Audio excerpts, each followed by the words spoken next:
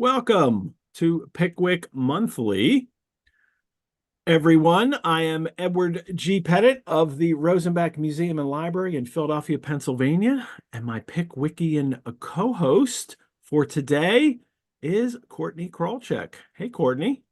Hi. 2 months in a row. I know. Just an extra dose of Dickens these 2 months instead of Extra having to dose wait of 4 months. Courtney we get. So I really like that. Well, everyone, as you know, for 20 months, we are talking about Charles Dickens' The Posthumous Papers of the Pickwick Club as it was first serialized in monthly parts from March 1836 to October 1837. Once a month, myself and one of a rotating set of co-hosts talk about one of those serial parts. Along the way, I also share some items in the Rosenbach's collections, complete serial issues of the Pickwick of the Pickwick Papers. We have a couple portions of the manuscript that we had in other shows. Rosenbach also has many signed first editions by Dickens, earlier surviving literary manuscript, letters, ephemera, lock of his hair. And actually today I'll share one of the letters because in today's episode, we don't have a serial part to talk about, Courtney. Instead, because there was no serial part for this month, at the end of May 1837, Dickens and his family were in mourning. And we'll talk about that today. If you are watching live right now, please like these videos. I hope you will. And subscribe to this channel and have fun in the live chat during the show. If you're watching the recording, I also ask you to please like and subscribe. Doing those things really gains us greater visibility and can help us grow the audience. And if you want to leave comments or questions on the video, I will get to those as well. As we won't have a mid-break today, I will make a pitch now for your support. As a nonprofit organization, the Rosenbach Museum and Library depends on the generosity of friends like you to keep programs like this free and accessible to hundreds of fellow Dickens lovers worldwide. So if you would like to donate to the Rosenbach, you can do so at our website. You could also become a member. Membership gives you free museum admission, discounts on programs and courses, and exclusive invitations to member-only events. You can learn more about how to become a member on our website, and I will also put those links in the live chat here. My fingers aren't working as well today. I don't know why. Good. All right, let's get started with this today, Courtney. No fun and hijinks as we usually have, but that's all right, because this is quite worth talking about. Mary Hogarth, the 17-year-old sister of Dickens's wife, Kate, she came to stay at Doughty Street in their new home, 48 Doughty Street, when they got married. And actually not when they got married, but when they moved to Doughty Street. On the evening of May 6th, 1837, Dickens, his parents, Kate and Mary, all went to the theater to see a production of, it was a larger bill, but included in the bill was Is She His Wife?, which is a comic burletta that Dickens had written. Shortly after arriving home, Mary unexpectedly collapsed, and she died the next day in the arms of Charles, as he tells many people. The author's grief was extraordinary, I think even by standards of Victorian mourning practices, and we could talk about this today, Courtney. Dickens wore her ring on his finger, Mary's ring on his finger, for the rest of his life. He frequently dreamt of her. He preserved all of her clothes. And he wished one day to be buried alongside her, and was angry when someone else was at one point, a couple decades later. He also composed her epitaph that went on her grave. And Where we'll touch on, you know what cemetery she's buried in? I don't remember, but someone can look it up and put it in the chat, and then we'll say it because I can't remember. Kensal Green. Oh, she's in Kensal Green. There you go. Thank you. I don't know if you were asking me or you were like setting that up. No.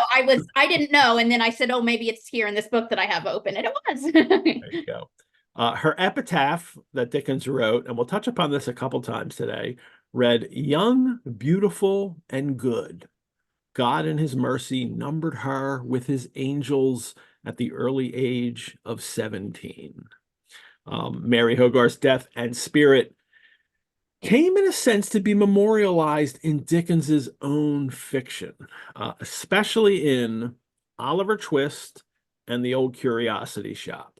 Now, usually when we just do Pickwick Papers, there's no spoilers, and there won't be any spoilers for Pickwick Papers. But I am going to talk about a couple things in Oliver Twist and An Old Curiosity Shop that are huge spoilers for those books as it relates to this. So if you haven't read those, sorry. When we get to that point, you can even stop the recording.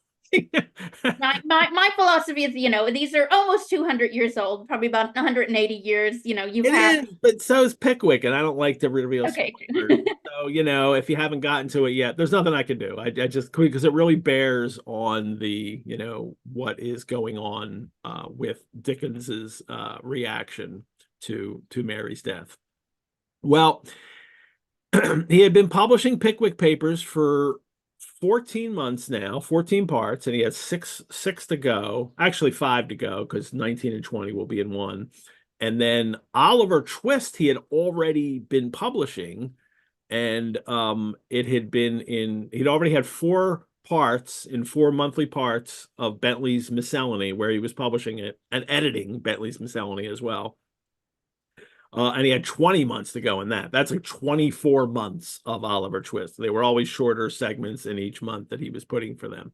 But at the end of May 1837, there's no new Pickwick serial, and there's no new twist in Bentley's. He still has to put out a magazine, and he does. And he writes to Richard Bentley, the publisher, saying, "I don't have anything for Twist, but here's what we have for the magazine." And it's a little bit shorter, that issue, and there's no twist in it. And it winds up being, Courtney, the only time in his life, no matter what was happening, every book is a serial, the only time, though, that he ever missed a promised serial issue.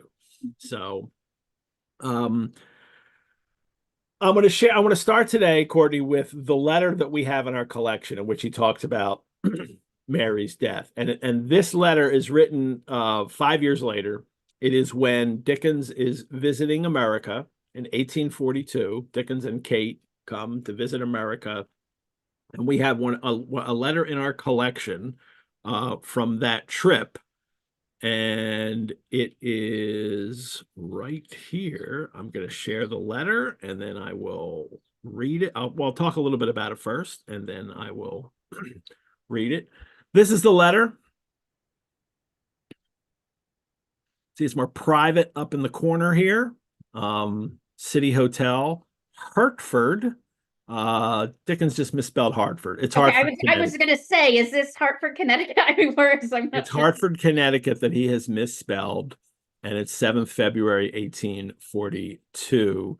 This is, I love this up here in the corner of this paper that he has here, this writing paper. You can see here, it's this embossed. Oh, it's a cute little flower. Yeah, these little, flowers and I think it's a ribbon around it too, and it's embossed into the paper that he's using. I don't know if this was hotel stationery that he got there or something he had brought with him. I'm assuming it's something he just got there in America, but it's very pretty little paper here. And I'll go back to the first page here, and it's written to a Reverend Waterston, who is Robert Cassie Waterston, who is a Unitarian pastor.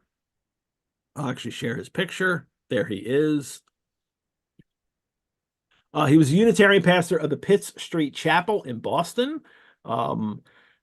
And he was formerly the superintendent of the Bethel Sunday School under under Reverend E.T. Taylor, who was a clergyman that Dickens actually heard preach in Boston. But Waterston, he didn't hear preach. It was who, kind of Waterston worked for. Waterston was brought up Unitarian. He traveled extensively in Europe and the Middle East. He met Thomas de Quincey in Scotland. He was kind of a literary man himself. He published books mostly on religion and morality, but he also published poems, and was not completely an unknown person. He was born in 1812. He was born in the same year, Dickens, so he's the same age. And he married a wife. He married a woman, Anna Cabet Lowell Quincy, of the Quincy family that, Abigail Adams was a part of and married John Adams, and then John Quincy Adams is president. That whole Adams Quincy contingent in New England, so powerful and influential. Waterston marries into that family. So, and his and also his wife is the youngest daughter of Josiah Quincy, who is the president of Harvard. So what this Waterston is operating in circles of really, significant people. Well, here is the letter, and it reads, it's City Hotel. My dear sir, you have not mistaken me. I have a deep and strong interest in children and in all creatures who appeal through their helplessness to our gentleness and mercy. In children, most especially, they need more friends in England than they have. So apparently this is responding to something Waterston has written to him about, they're so interested in children in your works. And it's true. I mean, I'll look at Oliver Twist, right? Courtney is like, it's the first novel with a child protagonist as, the lead character in the novel. Dickens writes here, now here's where we get to the part. It says in the second paragraph, it was not a sister of my own I lost. Now, this is a response to something that I'll explain in a little bit. She was my wife's sister. God knows that no tie of blood could have bound her closer to me or endeared her to me more. She was but 17 when she died, and she died in one night. She lay down upon her bed in perfect health and beauty, but never rose again, but in the spirit. I will tell you how sorely I was tried 4 years ago last May by this bereavement, nor how, I will not tell you how sorely I was tried 4 years ago last May by this bereavement, nor how dearly I loved her. And I'll go to page 2 here. My constant affectionate,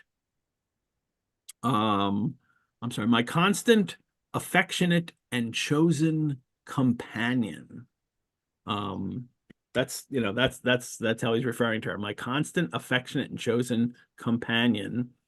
Nor in what respects I hope this sorrow has gradually made me a better man, nor how I have learnt to look beyond the grave and tried in one of my stories to divest it of some of its terrors. I think that's Little Nell. That'd be Curiosity Shop, yeah. Yeah, I think that's Curiosity Shop. It is enough to say that I feel that you have written and sent to me, that I feel what you have written and sent to me, and that it touches me very much, and that I thank you. I hope yet to avail myself of your good company in visiting the poor of Boston. In the meanwhile and always, with best wishes for yourself and your lady, in which Mrs. Dickens unites, I am, dear sir, faithfully yours, Charles Dickens. His big underlining. He loves underlining in these letters. I will stop the share here. All right, a few things to hit in this. No, I just want to mention, well, it's a little rabbit hole, but it was not a sister of my own I lost. There was published, when he was in America, there was a sketch published in the Bunker Hill Aurora and Boston Mirror, which is a weekly paper that served the Charlestown district of Boston. It was called A Visit of Bose, Sketch of His Life, published 29 January that year, just after he arrived in America. uh, it was actually a sketch that had been making the rounds for a bunch of newspapers, and each one would just change it slightly. And this sketch actually confused the Dickens and Hogarth families in a few different ways. The Hogarth family, everyone is his wife's family, the Hogarth family. And it said like John Dickens, not Hogarth, worked on the Morning Chronicle. It was actually George Hogarth, his father-in-law, that worked on the Chronicle. And then it also talked about the grief of one of Dickens's sisters made him unable to carry on his professional pursuits. Well, that wasn't the case, and here he's correcting it to this author. But Dickens actually was really annoyed with this sketch and wrote a letter to another. Where's my? Do I have that here? He wrote a letter to the editors of the paper, and I'll actually share the letter. We don't have the letter at the Rosenbach, but this is it to the Bunker Hill Chronicle or whatever? Yeah, this is the text of it. I see you have taken my life into your paper. It is so wildly imaginative and so perfectly new to me. I could not help writing to the editor of the Bunker Hill Aurora, in which I first saw it, to compliment him on the rich fancy of its author, whose imaginative biography, both of myself and my better half, is the most remarkable invention I ever met with. If I enter my protest against its being received as a strictly veracious account of my existence down to the present time, it is only because I may one of these days be induced to lay violent hands upon myself. In other words, attempt my own life, in which case this gentleman unknown would be quoted as an authority against me. I love that that final joke that he makes there, which again, in turn, is twisted by the American press. Dickens makes the joke that, well, like one day I could kill myself and then I'll have to be the authority against me, kind of thing. And actually, the New World, another publication in America, prefaced that letter with, from the following, it would appear that our hospitable citizens, not content with making Mr. Dickens ill by their civilities, have attempted his life. Which is not what he said. I thought you were gonna say the article said he was suicidal or something. Yeah. No, he's literally saying that they've attempted to kill him. Like it's even worse. So so Dickens, that's his response. I mean, that was his response to just those biographical accounts. But of course, in the letter he's writing to Waterston, a couple of things, really stand out, that that no tie of blood could have bound her closer. So he's saying, like, she was like my sister. 17, she died in one night. And then, but that my constant, affectionate, and chosen companion. Shouldn't that be Kate? But that's how he refers to her. I think there's also a disconnect that I have, Courtney, and I think that a lot of people have, in that your wife, your spouse, being the person you are closest with wasn't always the case in the past. And in the 19th, I think it's something that starts to happen in the 19th century, but it's still happening.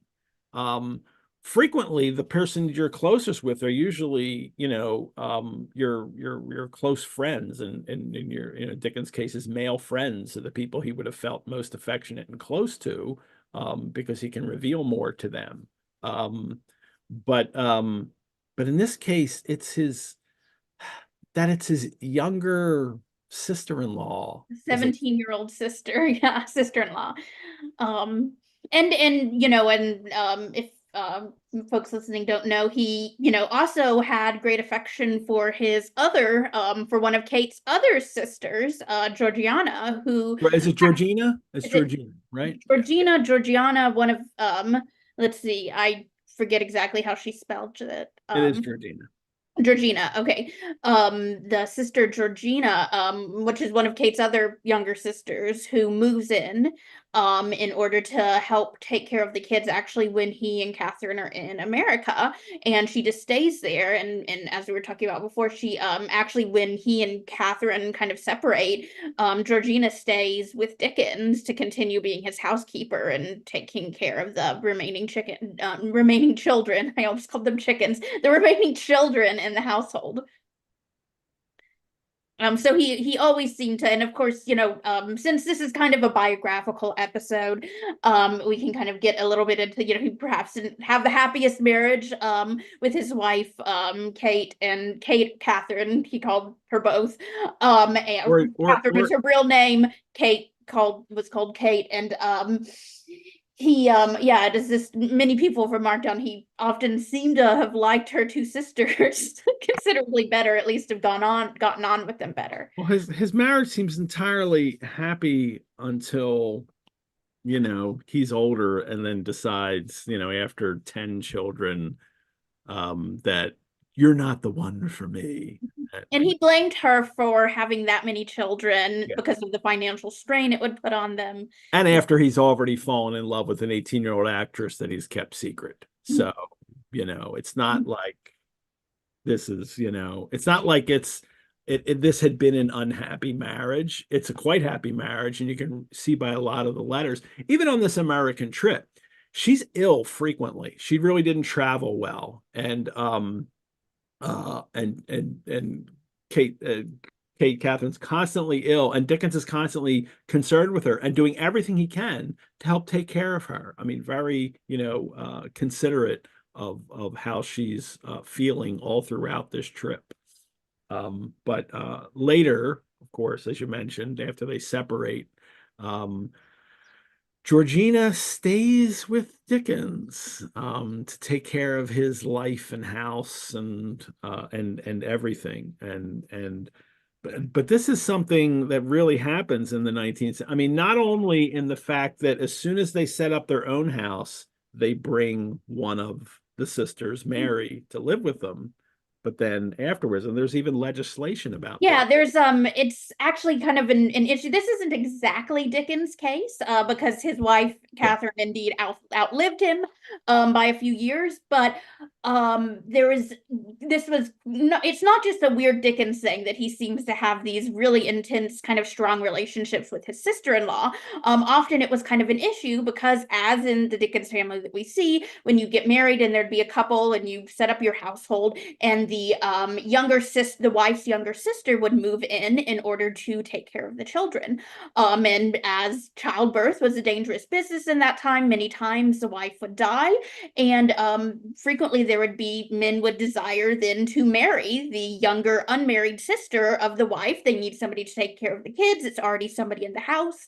But in fact, this was actually an issue, and they did have legislation over it. Actually, I think it dates back to a law in the 1500s, but actually in like 1835, then I think there was some confusion over it, so they kind of really codified it in 1835, so just a couple years before this, it has an insane name, Deceased Wife's Unmarried Sister Marriage Act. And it was in fact illegal to marry the sister-in-law of your dead wife, because due to the interpretation that man and wife become one in marriage. That is technically considered incest. That is now your sister as well.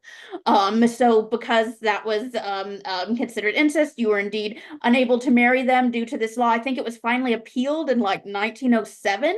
But there are some famous cases of this. William Holman Hunt, he's a pre-Raphaelite artist. His first wife died, and he went abroad in order to marry her sister. There were even this was kind of a prominent topic that people would talk about. There were novels written pro marrying your dead wife's sister and against marrying your dead wife's sister, and why it was bad.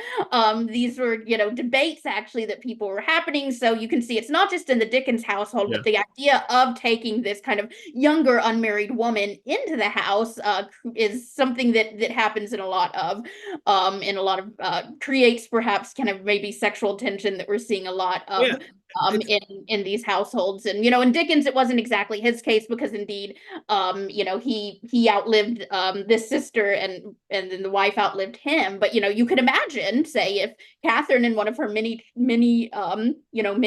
childbirthings had passed away, perhaps he would have, wanted to marry Mary or Georgina, right? And he would have had to go abroad in order to do that, because it was technically illegal in England. And it's a scenario that, it's not surprising they wound up, well, they literally have to have legislation against it, because it is, he'd be on intimate terms with these women who he's not married to.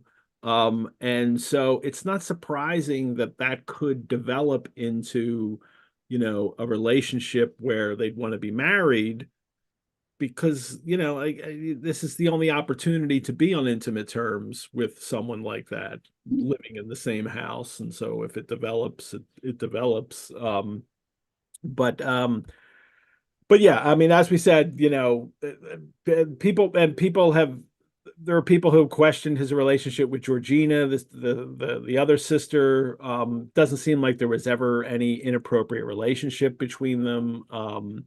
I think didn't her family make her go to a gynecologist and be examined? I think I read that one time. Yeah, Maybe, that I don't to remember. make sure that there was not a sexual relationship Yeah. between them. So yeah.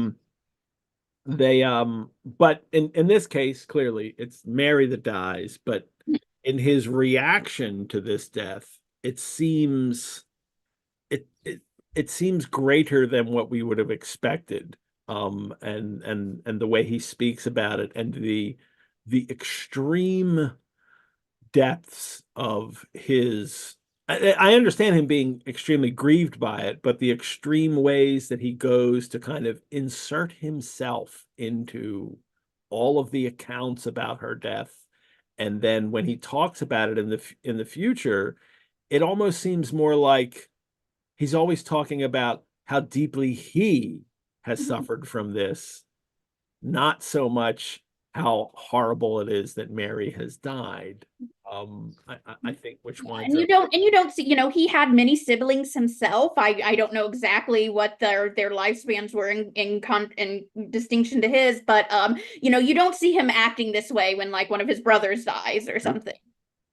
And Or even his father, his, like, father, yeah, parent. this is the one that really affected him. And perhaps it is this, and we can see it all through his novels, but then it's the chicken and the egg.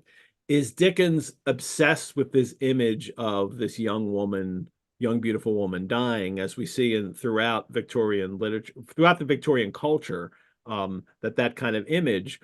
Is that already a thing that impresses him? And then so Mary dies and it's even more intense, or is it Mary's death that kind of creates that idea within him, and then it winds up being a point in so many of his works as well? Mary had come to live with them. Actually, she had stayed with Charles and Kate when they were still living in rooms at Furnival's Inn when they first got married. She just comes and stays with them for a little bit. And then they moved to 48 Doughty Street, and with a child now. They have a baby now, Charlie Jr. And Dickens's brother Fred also moves in to Doughty Street, and Mary Hogarth too. And I'm gonna share the Doughty Street house is now the Charles Dickens Museum. And in that museum, I will share this, is they have a room there that is Mary Hogarth's room. And this is the room that we assume that she stayed in and died in as well. I love this picture here. You can see they have this nightgown laid out on the bed. Like, this is the ghost of Mary here. And they have this portrait hanging on the wall, which I will actually share. And you go to this website, and they have several things about her life here, which is certainly worth exploring. portrait that they have there is not the actual original portrait, which is unusual. It is a copy done later in life by Frederick Kitten. There was apparently a portrait painted of Mary by Hablett Knight Brown. And I don't know where that portrait is. I can't find any instance of it, listing of it, of where that portrait exists, or maybe it didn't survive, and that's why, this is often used. But Frederick Kitten was a later editor and writer about Dickens in the late 19th century, and he did this copy of it, so at least it was available then. And so this is Mary. And I especially want to show this now because it's interesting. Like, we don't know a ton about her life. There are some letters that survived from her, but she was 17 years old. And I said this to you before we started, Courtney. Like, I almost feel like I'm doing a show. We're doing a show here about Dickens's reaction to her death, but what about her? I don't have enough to go on her to do, to dive into that much. Really, we have most of what we have about her kind of relates to Dickens himself. And I don't want it to seem as if just as Dickens was obsessed with her and and it seems like it's more about him. Well, in a sense, that's what the show is too. But I just want to I want to highlight that I want to let you know that, it is, it's unfortunate that we can't get more information about her. There is some, and there's a biography on Dickens's wife, the other Dickens, A Life of Catherine Hogarth, that you can find out more information about Mary in as well. But we want to really dive into how her death affected Dickens and then why he stopped writing Pickwick Papers. Well, here's an account. This is in Becoming Dickens. This is the Robert Douglas Fairhurst novel of Dickens's early years. And this particular account, I thought, was well written. They'd gone to the show, Dickens's parents and Kate and Mary. After the family party returned home, Mary retired at about 1 a.m. in the best health and spirits. Within moments, Dickens heard a strangled cry, and on rushing into her room, he discovered that she had collapsed. Although she swallowed a little brandy from his hand, at about 3 p.m. the following afternoon, she died in his arms. So calmly and gently, Dickens wrote, that he continued to support her lifeless form long after she had stopped breathing. The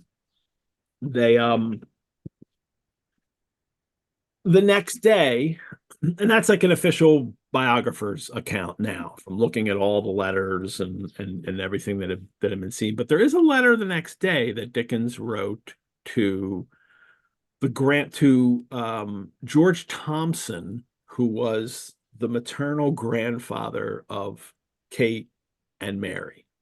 So but Dickens is the one that has to write the letter to the grandfather. I wonder if that was a son, like, you write to the grandfather and that not her parents were writing. I guess they were too, grief-stricken. So Dickens takes on this task.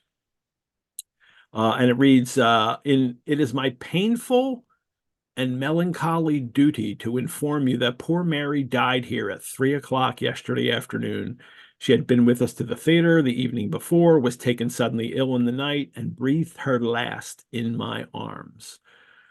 Courtney, I think I don't know how many letters Dickens mentions, but almost all of them he talks about dying in his arms. Yeah, there's actually another one from he wrote to somebody named Thomas Beard. This is I think the letter you're reading from is May 7th. That's like the day after she died. This is May 17th, so about 10 days later, and he writes to this guy Thomas Beard saying, "Thank God she died in my arms, and the very last words she whispered were of me." Yeah. And again, thank God that she died in my arms, and that her last words again were of me again, unusual. And then later in this letter, he says, I solemnly believe that so perfect a creature never breathed. I knew her inmost heart and her real worth and value. She had not a fault. Much more, there's much more revealed there than in the grandfather. The grandfather, you cannot conceive the misery in which this dreadful event has plunged us since our marriage. She has been the grace and life of our home, the admired of all for her beauty and excellence. I could have better spared a much nearer relation or an older friend. Ooh, really? I Okay, wish it was somebody else that take died. one of my siblings who are He's leeching off of literally me. saying that. He's literally Yeah, saying if my brother died, I would have take been, it wouldn't have Fred. been Yeah. as bad. For she has been to us what we can never replace and has left a blank, which no one who ever knew her can have the faintest hope of seeing supplied. It's a little formal than the one that you had just read, and read those lines again in that one. That it's so serious. And I will let's see, I'll start, there's a little bit more of a paragraph. So of a let's see, I will say nothing no one can let's see, talking about his sufferings. You have seen a good deal of her and can feel for us and imagine what a blank she has left behind. The first burst of my grief has passed, and I can think and speak of her calmly and dispassionately. I solemnly believe that so perfect a creature never breathed. I knew her inmost heart, her real worth and value. She had not a fault. Yeah. Creating a more angelic portrait of her in a sense, but also making sure that he's part of that, right? That he is intensely interested or intensely a part of her life. And that he mentions here that not just that she was in his arms, but the last words she whispered were of me. Wonder what she could have possibly said, but I don't know. Yeah. Um, and whether they were, Yeah, I like know. this is, I mean, this is it speaks to the egotism of his character that is he may very well believe that this is how it all happened, and I wish there was another account of how it all went down and what it actually looked like, because I wonder if it would have been a little different.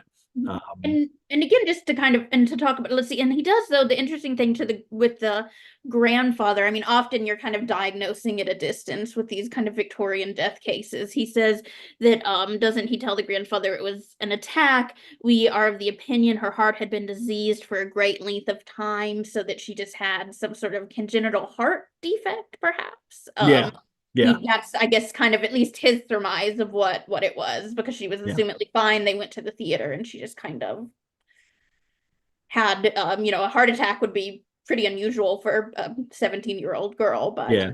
They think when they examined her, the heart had been diseased for a great length of time. So, it was after the fact they realized that she had some heart issues that had been going on. So, um, well, not only does he go to the not only is he deeply affected by this, and he also has dreams of her frequently. Um, there's a letter that he writes to his wife Kate in February 1838. So this is about, like, I don't know, like 8 months or so afterwards. Dickens himself was traveling in Yorkshire when he was gathering materials for Nicholas Nickleby in the Yorkshire schools up there. And he writes home, "Is it not extraordinary that the same dreams which have constantly visited me since poor Mary died follow me everywhere? After all the change of scene and fatigue, I have dreamt of her ever since I left home, and no doubt shall till I return.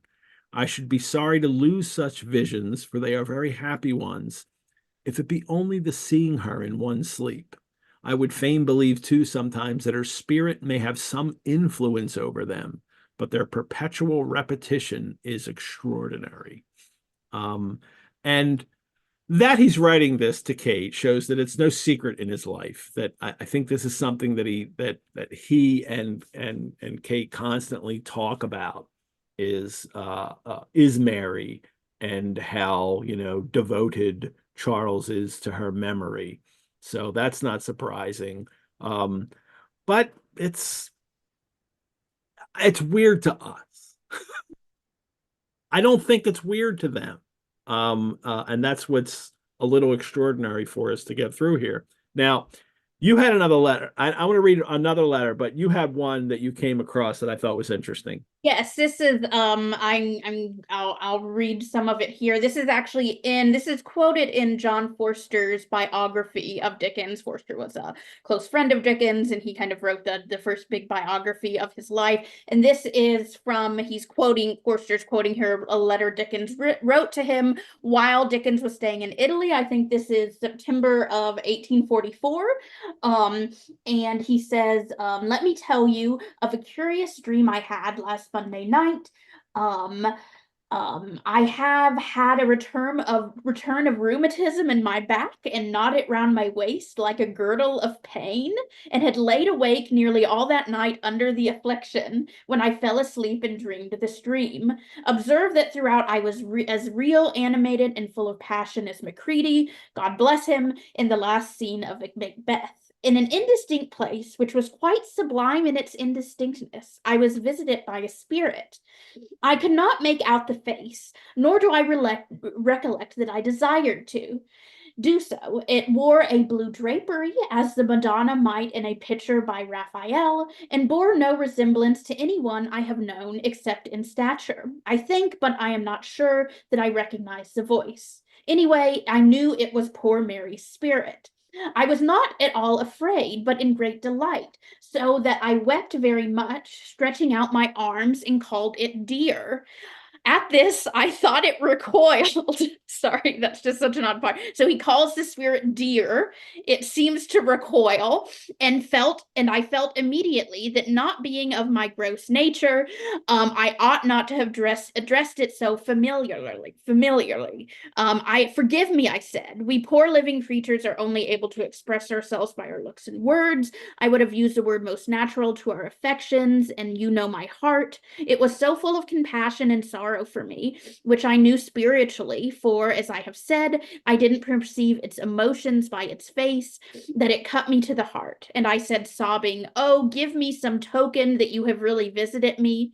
Form a wish, it said. I thought, reasoning with myself, if I form a selfish wish, it will vanish. So I hastily discarded such hopes and anxieties of my own that came into my mind, and said, Mrs. Hogarth, so I guess this is Kate's mother, is surrounded with great distresses. Observe, I never thought of saying your mother as to a mortal creature. Will you extricate her? Yes. And her extrication is to be a certainty to me that this really has happened? Yes. But answer me one other question. I'm almost done. I know this is a little long, but it's a very strange letter. I said, in agony of entreaty lest it should leave me, what is the true religion? As it paused a moment without replying, I said, good God, in such an agony of haste lest it should go away, you think, as I do, that the form of religion does not so greatly matter if we try to do good? Or, I said, observing that it still hesitated, and was moved with the greatest compassion for me, perhaps the Roman Catholic is best. Perhaps it makes one to think of God oftener and believe in him more steadily. For you, said the spirit, full of such heavenly tenderness to me that I felt as if my heart would break, for you, it is the best. And then I awoke with tears running down my face, and myself in exactly the condition of the dream. It was just dawn. I called up Kate and repeated it 3 or 4 times over, that I might not unconsciously make it plainer or stronger afterwards. So, I'm sorry, I had to read that at length. It was so bizarre. So But yes, he's he's in it. dreaming. that Mary visits him and tells him to be Catholic. Yes, he is in Italy, and he never, I don't think, seriously considered this No, in I don't think he any did. way. Not at all. But I guess he's just, and also she appears in a blue robe like a Raphael Madonna. So I guess Yeah, he's under the influence of Italy. And Mary goes to Pierce and tells him to convert to Catholicism. And yes, and he calls it dear, and it recoils. Very strange. that's And really he weird. and he was, and this is kind of, I guess, like a feverish dream. He was in Yeah, pain. He had rheumatism issues. But then the first thing he does after this is wake up Kate, it's dawn, and tells it to her 3 or 4 times to yeah, make sure he kind of, sets it in his mind, because your, memory of your dreams, they say. They do say to do that. Like if you have a dream and you want to remember it, write it down in a journal as soon as you get up, because that's yeah, when you absolutely. were Yeah. able to. So yes, and this was in 1844. So this is, years afterwards. This would Yeah, be well, and interesting, 7 years after her death. before then, sick in 43, he had written a letter to Mrs. Hogarth. It was mentioned in that letter to Kate and Mary's mother, his mother-in-law, on the 6th anniversary of Mary's death. I think it's like May 8th. It's like the day after or the day of the anniversary of Mary's death. And he said, after she died, I dreamed of her every night for many months. I think for the better part of a year, sometimes as a spirit, sometimes as a living creature, never with any of the bitterness of my real sorrow, but always with a kind of quiet happiness, which became so pleasant to me that I never lay down at night without a hope of the vision coming back in one shape or other. And so it did. I went down into Yorkshire, and finding it still present to me in a strange scene and a strange bed, I could not help mentioning the circumstance in a note I wrote home to Kate. That was the letter I just read. From that moment, I have never dreamed of her once. I well, I have never dreamed of her once, though she is so much in my thoughts at all times, especially when I am stressful and especially when I am successful and have prospered in anything, that the recollection of her is an essential part of my being and is as inseparable from my existence as the beating of my heart is. So, although then a year later he A does year dream later, of her he has again the in this weird Italian way, and rheumatism he's dream. Yeah. obsessed with this image of her and this young, beautiful, and good that he wrote in the epitaph, that this she is the and the other part of that epitaph is God in his mercy in his mercy numbered her with his angels. And this is this whole conception of this Victorian, ideal of womanhood as this, perfect angelic being who takes care of not just the household, but the men in their lives. And Mary, though, because she never gets to marry, this becomes weirdly bound up with this whole, oh, very Catholic, right? This whole kind of Virgin Mary kind of Mhm. thing going on, that it's not surprising that once Dickens goes to Italy, those kind of ideas, come together perhaps, because she is the perfect angel already, and she was a virgin, never married, so she's even more pure. Mhm. And this is more pure. Is there a such thing as more pure? You're either pure or you're not, right? So she's pure. um, and and it's very,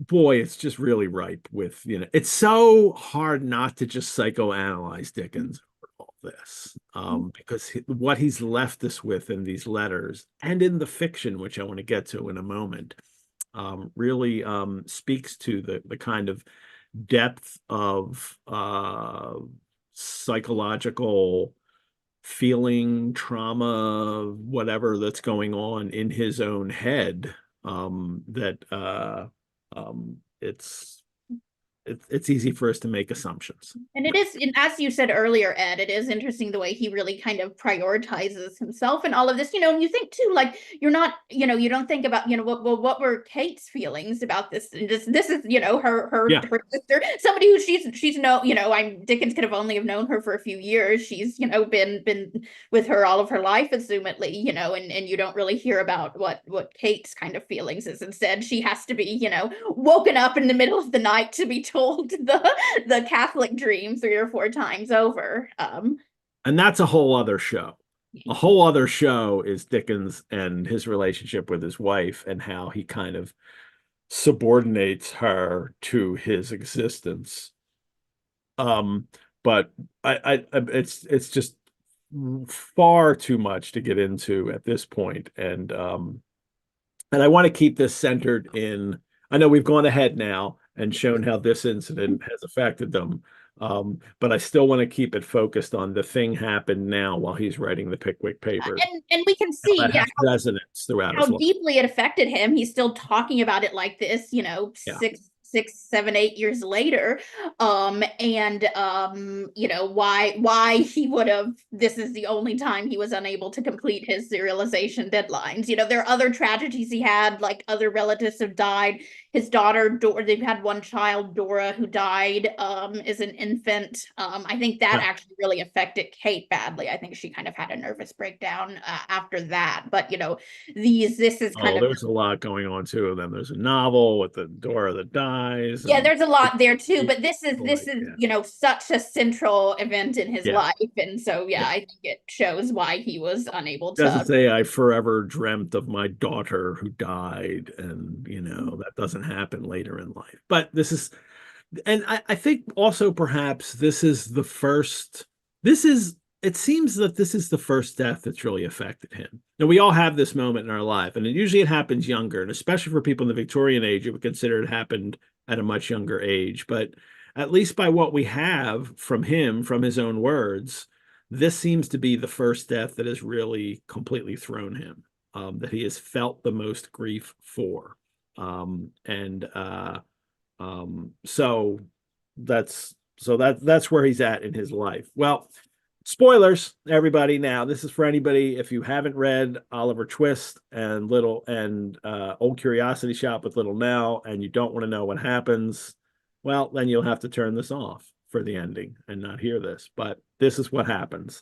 Dickens is writing Oliver Twist right now while this has all happened, and there is a character in there, Rose Maylie, who meets Oliver, and she's beautiful and young, but she also becomes ill and she's going to die. Well, she's introduced in the novel as the younger lady, this is Rose, was in the lovely bloom and springtime of womanhood, at that age when, if ever angels be for God's purposes enthroned in mortal forms, they may be without impiety supposed to abide in such as hers. Right? This is almost like his epitaph that he's written for Mary. And this is written in April 1838. So this is just about a year after she dies. This is that Mary died. This is what he's writing about this character, Rose Maylie. It goes on, she was not past 17. Neither was Mary. Cast in so slight and exquisite a mold, so mild and gentle, so pure and beautiful, that earth seemed not her element, nor its rough creatures her fit companions. The very intelligence that shone in her deep blue eye and was stamped upon her noble head seemed scarcely of her age or of the world, and yet the changing expression of sweetness and good humor, the thousand lights that played about the face and left no shadow there, above all, the smile, the cheerful, happy smile, were entwined with the best sympathies and affections of our nature. I'll say it. He has recreated Mary Hogarth in a character in his novel less than a year later. This is his way of, as an author, of kind of, memorializing, making a tribute to Mary. But Rose gets sick, deathly ill in this as well. And this is a couple parts later in June 1838. This is the 15th part of Oliver Twist. She's going to die. And all the livelong day and for hours after it had grown dark, Oliver paced softly up and down the garden, raising his eyes every instant to the sick chamber and shuddering to see the darkened window, looking as if death lay stretched inside. Late at night, Mr. Losberne, this is the doctor, arrived. It is hard, said the good doctor, turning away as he spoke. So young, so much beloved, but there is very little hope. Oliver crept away to the old churchyard, sitting down on one of the green mounds, wept for her in silence.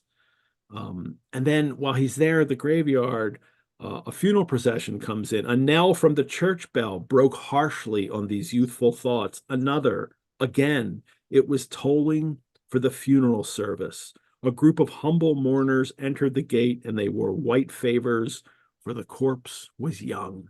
They stood uncovered by a grave, and there was a mother once, among the weeping train, but the sun shone brightly, and the birds sang on.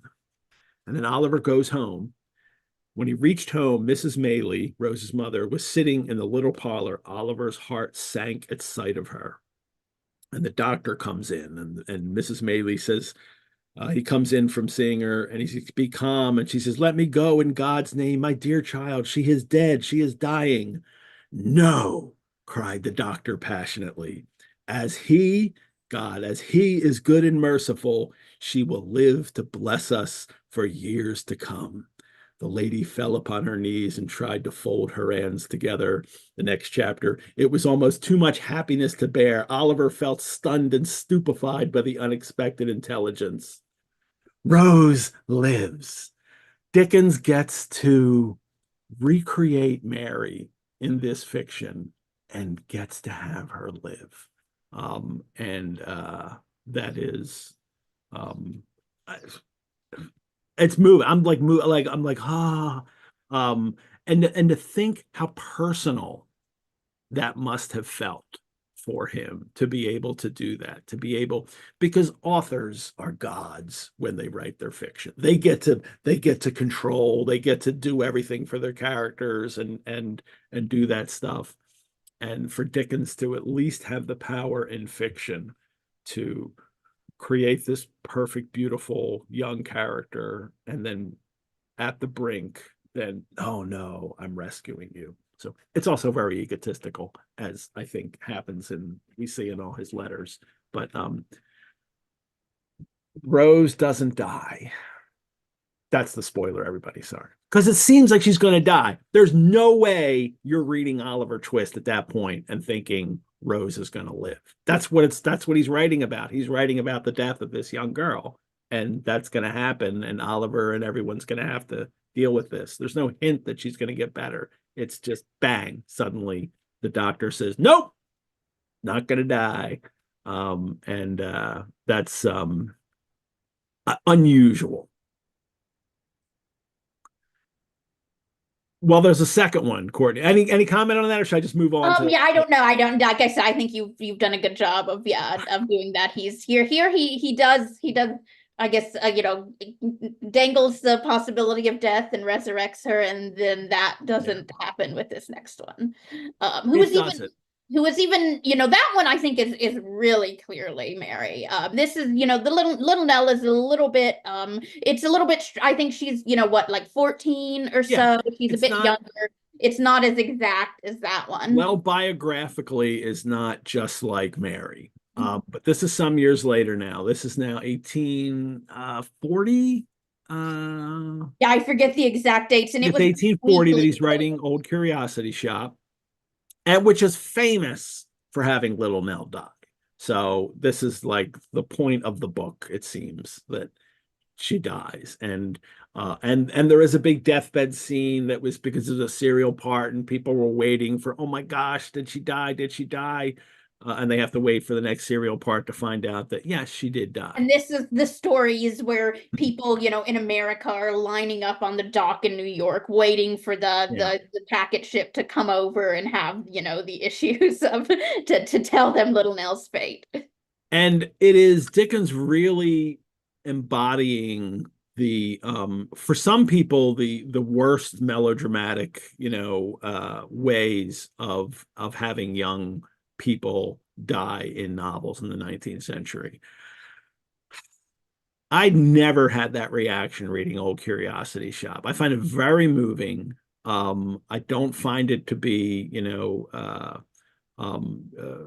absurd in any kind of way what goes to, especially when you're reading it from the beginning of the book straight through, that it is, it's a very moving account of her life. And then in the end, and the grandfather is actually left afterwards. And one of the final scenes is him just like sitting in the church cemetery near her tomb.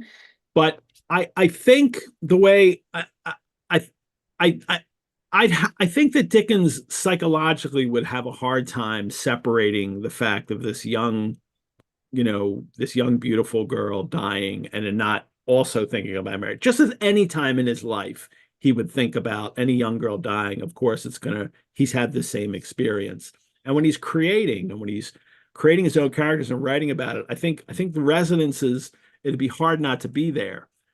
And I'm going to tie it together in a couple ways here.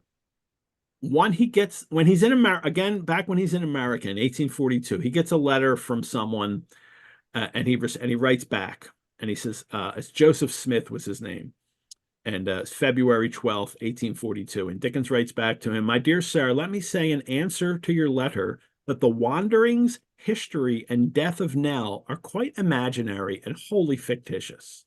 Apparently, Smith has written to him saying, like, "Did you know a little Nell? Did this happen or something?" Dickens feels like he has to say no. But he does say that many of the feelings which grow out of this little story and are suggested by it are familiar to me. I need scarcely say. Of course, I know this kind of thing. The grave has closed over very deep affection and strong love of mine. So far and no farther, there is truth in it. So he goes that far. He's like, this has happened to me. A love of mine happened, and so that's it. And he says, I do not usually answer questions having this reference so freely, but yours is an honest letter. I wish we had the Joseph Smith letter. I wonder what he wrote to him. Therefore, I give you an honest answer, your friend Charles Dickens. I don't have this text of this letter with me now, but there's another letter we have in the Rosenbach's collection in which someone wrote to him and said, my child has died, and would you please write an epitaph for me? And Dickens did and sent it. And we have this letter at the Rosenbach. And what it is, especially with Little Nell, so many people were moved by it. And child mortality rate is still so high in the 19th century, in the 1840s, that people are reaching out and finding ways to help cope with it. And Dickens's novel, Old Curiosity Shop, plays a big role in helping people cope with the death of their children. In a speech Dickens gives in Boston in the American trip, he says, I cannot help expressing the delight, I cannot help expressing the delight, the more than happiness it was to me to find so strong an interest awakened on this side of the water in favor of that little heroine of mine, Little Nell, to whom your president, the president that he's talking about here is Josiah Quincy Jr., who was the father-in-law of Waterston, who he's written that letter to I read at the beginning here, to whom your president has made allusion. He's apparently introduced Dickens, who died in her youth. I had letters about that child in England from the dwellers in log houses among the morasses and swamps and densest forests and deepest solitudes of the far west. Many a sturdy hand, hard with the axe and spade, and browned by the summer sun, has taken up the pen and written to me a little history of domestic joy or sorrow, always coupled, I am proud to say, with something of interest in that little tale, or some comfort or happiness derived from it, and my correspondent has always addressed me not as a writer of books for sale, resident some 4,000 or 5,000 miles away, but as a friend to whom he might freely impart the joys and sorrows of his own fireside. Many a mother, I could reckon them now by dozens, not by units, has done the like, and has told me that she lost such a child at such a time, and where she is buried, and how good she was, and how in this or that respect she resembled Nell. I do assure you that no circumstance of my life has given me 100th part of the gratification I have derived from this source. That he has linked little Nell in the previous letter to Joseph Smith with the fact that he did suffer something like this. First he said, oh, it's fictitious. And then he says, well, something like this did happen in my life. And now he's mentioning it again. I just can't help but really see Dickens in his mind is connected. Little Nell and Mary's death are connected here. Well, you really don't need to go any farther than the actual book, which maybe we should have started with. Because in Old Curiosity Shop, when Nell dies at the funeral, it says, and now the bell she had so often heard by night and day and listened to with solemn pleasure, almost as a living voice, rung its remorseless toll for her. So young, so beautiful, so good. That's in the novel. That's the epitaph. Young, beautiful, good. He has included the epitaph that he wrote for Mary in the words for little Nell at her funeral. So I think that's the memorial for Mary. Like, first he gets to write about her in Oliver Twist and have her live. Because that's right after the death, only about a year. And now he's further even enshrined her in his consciousness as this kind of angelic figure, too good for this earth. And then as little Nell is too good for us. She really is too good for us. When in Philadelphia, Courtney, the statue for Dickens in Clark Park, I've been there. Yes, is Dickens and little Nell looking up at him, because this was the image that people. I mean, this was the most famous book that he had written in the 19th century, for them, not for us now. And so little Nell was very important. So she's literally part of that statue group. Well, when I'm taking my daughter to the Dickens bicentennial, this is 2012, so she's 10 years old. She's still 9. She's 9 years old, and she's got this blue dress on, and she's going, and she gets all this attention. All the reporters were there; they were taking her picture. It was really cute. But she kept saying, "I'm little Nell. I'm little Nell," and I'm like, I can't tell. Like, no, you all right? You're little Nell. Like, but inside I'm like, no, you're not. You're not going to die. Well, she has much better possibilities for medical care, I'm sure, in the great city of Philadelphia in the year 2012. So she has not yet. She still hasn't yet read Old Curiosity Shop, but she does know Little Nell dies, and she knows that was like, she kept telling people, "Oh, I'm Little Nell," and like people that know the novel would have like a no reaction. Isn't that cute? But please don't be Little Nell. But when I went to go visit the statue, somebody had crocheted an avocado and tied it to little Nell's wrist. So people continue to interact with little Nell to this day. Well, Dickens, he keeps dealing with this, and I'd have to look at. I wouldn't be surprised if there's other mentions in later letters to this incident. It was a profound incident in his life. It was a profound loss in his life to lose this young girl who he actually had a lot of respect for. She read early versions of he read to her his manuscripts of Pickwick Papers and Oliver Twist.